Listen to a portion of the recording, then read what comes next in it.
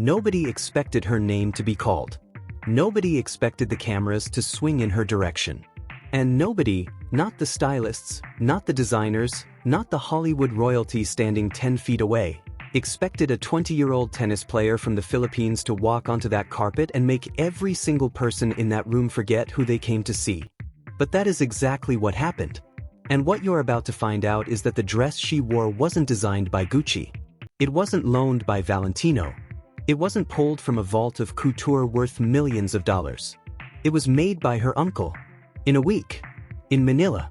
And it just became the most talked about piece of clothing on earth. How does that even happen? How does a girl who grew up chasing tennis balls across courts in the Philippines walk into the most exclusive fashion event in the world and leave with every A-list celebrity whispering her name? How does a fabric that most of the Western fashion world had never even heard of suddenly become the most searched trend on Google, outpacing Chanel, outpacing Oscar de la Renta, outpacing every house that has dominated fashion for a century? Because what Alex Eala did at the 2026 Met Gala was not just a fashion moment. It was a cultural earthquake. And the aftershocks are still being felt right now. Let's go back to the beginning. New York City. May 4, 2026. The steps of the Metropolitan Museum of Art were already legendary before the first car pulled up. The Met Gala is not simply a party. It is the single most scrutinized fashion event on the planet. Every entrance is documented. Every detail is analyzed. Every choice, from the fabric to the footwear to the way someone holds their clutch, is debated by millions of people across the world within seconds of the cameras capturing it. The guest list reads like a who's who of global celebrity. Musicians who have sold out stadiums. Actors who command $50 million a film. Supermodels who have covered every major magazine in existence. Designers whose names are synonymous with luxury. This is their arena. This is the night they were born for. And then there was Alex Eala. She was 20 years old.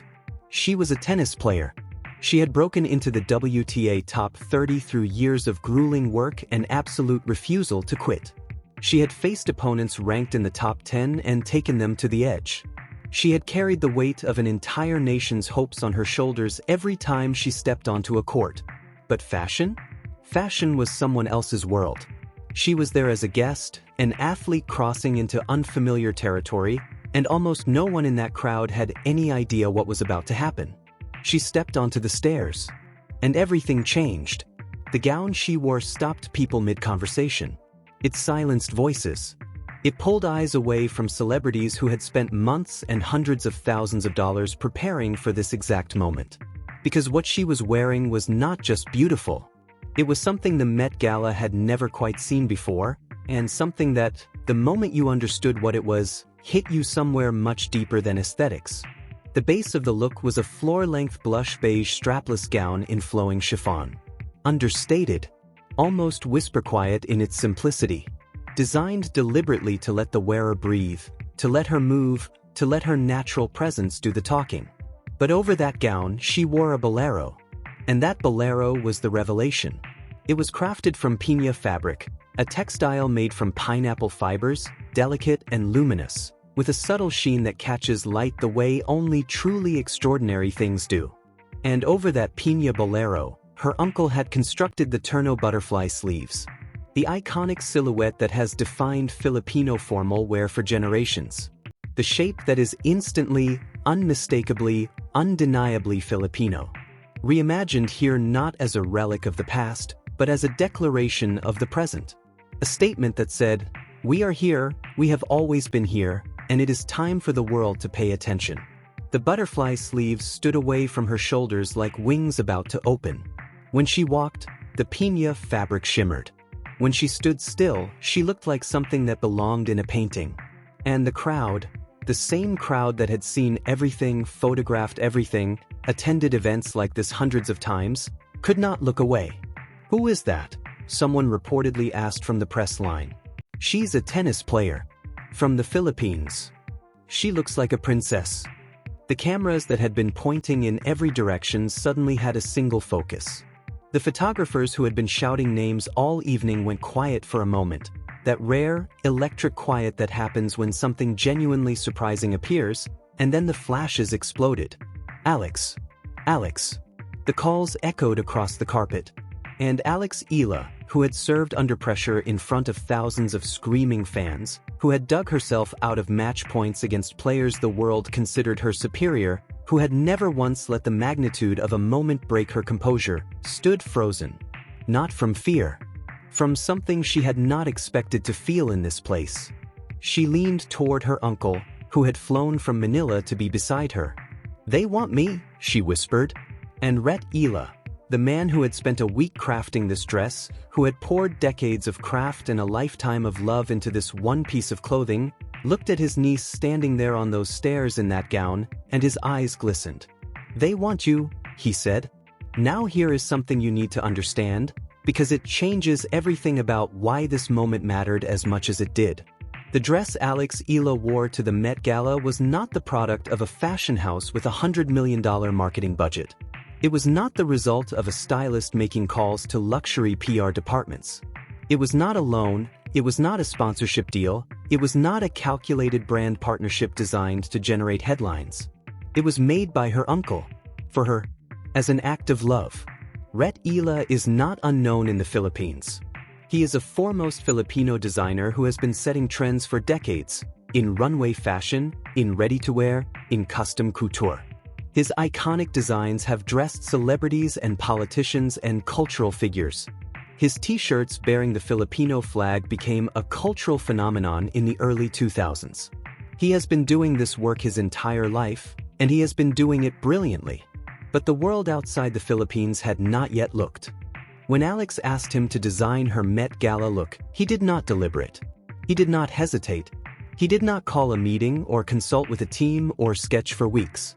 He said yes immediately because she wanted something Filipino, something in piña, something that would let her take off the bolero at the end of the night if she wanted to go dancing, and because she was his niece, and this was a moment that neither of them would ever get back. He finished the gown in 7 days. Later, in the hours after the event, when the world was already on fire with images of his work, Ret Eala sat down for an interview. And the emotion in his voice was unmistakable. "They always tell me, well, now you're just Alex Eala's Tito," he said. "But I'm proud of it. When Alex asked me to design for her, I didn't hesitate. She wanted something Filipino. Something in piña." His voice caught. "I finished the gown in a week. It was a labor of love. And seeing her walk those stairs..." He paused for a long moment. "I cried. I'm not ashamed to say it. I cried." But here is where the story takes a turn that even the fashion world didn't see coming. Because what happened in the hours after the Met Gala ended was not just admiration. It was a full-scale scramble. It was the fashion industry, an industry that has spent centuries defining what is desirable, what is aspirational, what is worth knowing about, suddenly realizing that it had been sleeping on something extraordinary and desperately trying to catch up. The Met Gala ended at 2 in the morning. By 6 o'clock, the emails had already started. Stylists who had spent their careers dressing the biggest names in Hollywood were reaching out to their contacts asking how to source piña fabric. Designers who had never once looked at Philippine textiles were pulling up references, asking questions, taking notes. Runway shows scheduled for the upcoming fashion week were reportedly being reworked, to incorporate butterfly sleeves. Because one woman had walked up one set of stairs in one dress, and the entire industry had shifted. The data was staggering. Within 48 hours of the Met Gala, Pinterest reported a 450% spike in searches for Filipiniana modern and butterfly sleeve gown. Google Trends showed that turno sleeve had become the most searched fashion term in the United States, outpacing Oscar de la Renta, outpacing Schiaparelli, outpacing every established name in the game. Vogue's website crashed briefly under the weight of readers searching for Alex Eala's Met Gala look. Harper's Bazaar declared her the best dressed of the night in a headline that surprised absolutely no one who had actually seen her walk the carpet. And the celebrities? The celebrities were not silent. Zendaya, who had herself arrived in a sculptural gown that had generated enormous attention, was spotted at the cocktail hour approaching Alex. The two were photographed in deep conversation. One was a Hollywood superstar whose every fashion choice becomes global news. The other was a 20-year-old tennis player from the Philippines who had just walked into their world and somehow made it feel like hers. "I loved your dress," Zendaya reportedly told her. "The sleeves, the fabric, everything. Who designed it?" "My uncle," Alex replied. And Zendaya turned to Law Roach, her legendary stylist, one of the most influential figures in celebrity fashion, and whispered something that no one nearby could hear. The next morning, Law Roach posted a single image to his Instagram story. A close-up of the Turno butterfly sleeves. No caption. No explanation. No words at all. He didn't need them. But why did this hit so hard? Why did a tennis player's dress cause fashion directors to rethink their upcoming collections? Why did a fabric most of the Western world had never heard of suddenly become the most searched textile on the internet? Because Alex Eala understood something that most people, even most people in that room, had forgotten. The most powerful fashion is the fashion that tells a story. She had written about this herself. At her first major red carpet appearance at the Laureate Sports Awards, she had chosen a Filipiniana look as a quiet nod to where she came from.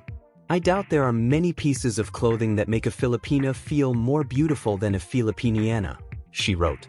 "I chose to wear this look as a quiet nod to where I come from and what I carry when I step into rooms like those."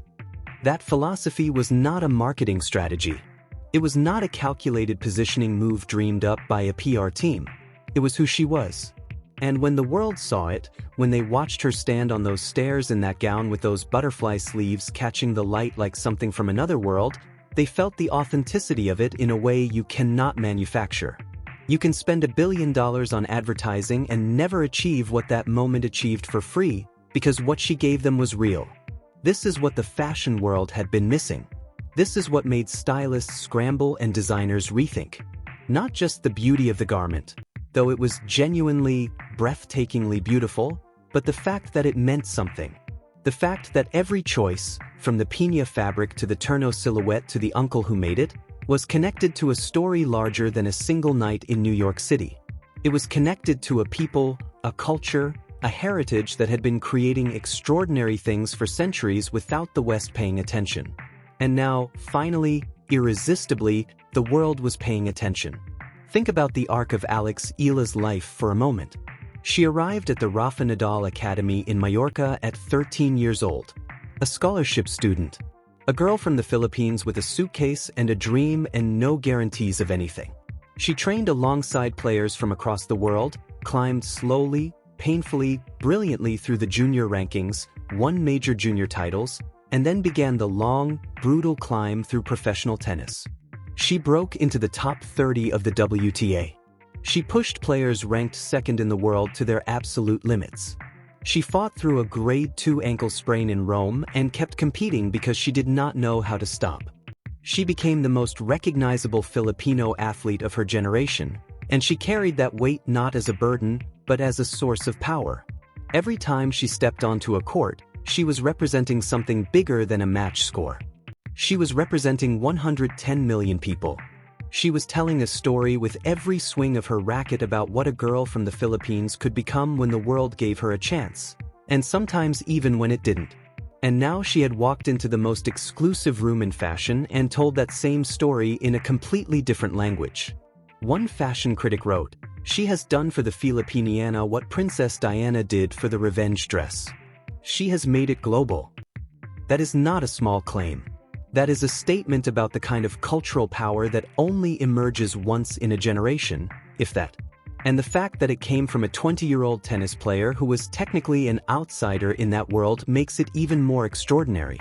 Because she didn't try to speak the language of the fashion industry on their terms.